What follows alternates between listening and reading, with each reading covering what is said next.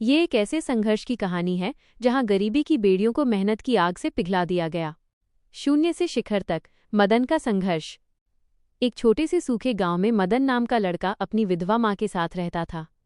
उनके पास रहने के नाम पर एक कच्ची झोपड़ी थी जिसकी छत हर बरसात में छलनी हो जाती थी।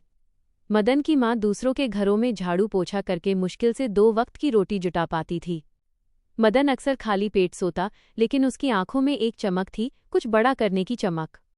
शहर का कठिन सफर। गांव में जब काम मिलना बिल्कुल बंद हो गया तो 15 साल की उम्र में मदन ने शहर जाने का फैसला किया। उसकी मां ने अपनी फटी हुई साड़ी के पल्लू में बंधे हुए 5 रुपये उसे दिए और रोते हुए विदा किया। शहर की चकाचौंध में मदन बिल्कुल अकेला था। पहले कुछ दिन उसने फुटपाथ पर सोकर गुजारे। भूख के मारे जब बुरा हाल हुआ तो उसने एक ढाबे पर बर्तन धोने का काम शुरू किया। मालिक सख्त था, वो उसे थोड़ा सा खाना और रहने के लिए दुकान के बाहर एक छोटा सा कोना दे देता था। सीखने की भूख। मदन सिर्फ बर्तन नहीं धोता था, वो ढाबे पर आने वाले पढ़े लिखे लोगों की बातें गौर से सुनता था। उसने देखा कि शहर में कंप्यूटर का दौर शुरू हो रहा है। वो अपनी दिहाड़ी में से एक एक रुपया बचाने लगा। जब लोग सो जाते तो वो पास के एक कचरा घर से फेंकी हुई पत्रिकाओं और अखबारों को उठाकर पढ़ता था ताकि वो दुनिया को समझ सके। 2 साल की कड़ी मेहनत के बाद उसने इतने पैसे जोड़ लिए कि वो एक छोटा सा कंप्यूटर कोर्स कर सके। दिन में वो कुली का काम करता, शाम को बर्तन धोता और रात को कंप्यूटर सेंटर जाकर कोडिंग सीखता। उसकी मेहनत देखकर सेंटर के टीचर ने उसे रात में वहीं रुकने और सफाई के बदले मुफ्त में प्रैक्टिस करने की इजाज़त दे दी। वो एक बड़ा मौका। एक दिन एक बड़ी सॉफ्टवेयर कंपनी का मैनेजर उस रास्ते से गुजर रहा था और उसकी कार खराब हो गई।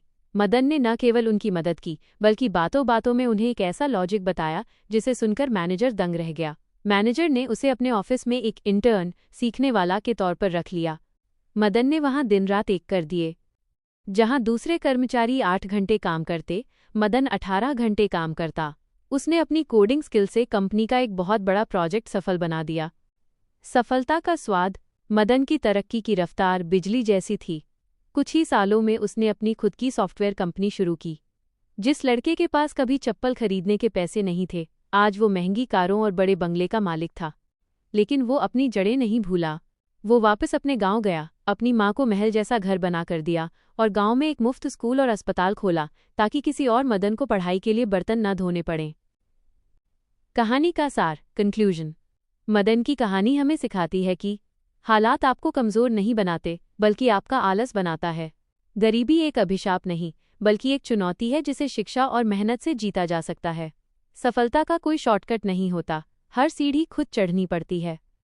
क्या आपको ये कहानी पसंद आई?